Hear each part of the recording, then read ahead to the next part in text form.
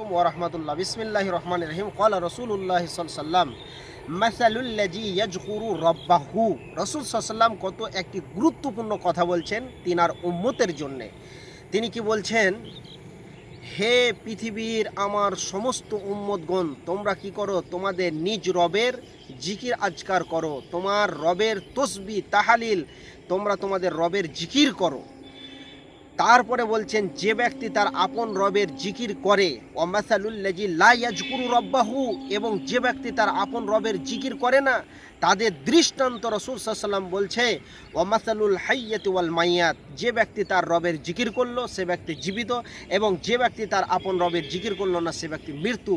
অতএব যে ব্যক্তি এই পৃথিবীর বুকে তার রবের ইবাদত করতে পারে না, ওই লোকটি হাজারো সে শক্তি স্বাবলম্বী লোক হোক, সে যতই সুন্দর হোক, যতই সুশ্রী সুন্দরী হোক, তাকে আল্লাহ সর্বাঙ্গীন সুন্দর করে বানাক, তারপরে ওই দেহটা হলো মৃত্যু দেহ। কারণ যে দিলে আল্লাহর জিকির আজকার নাই সে দিলটা হলো কি? মৃত্যু।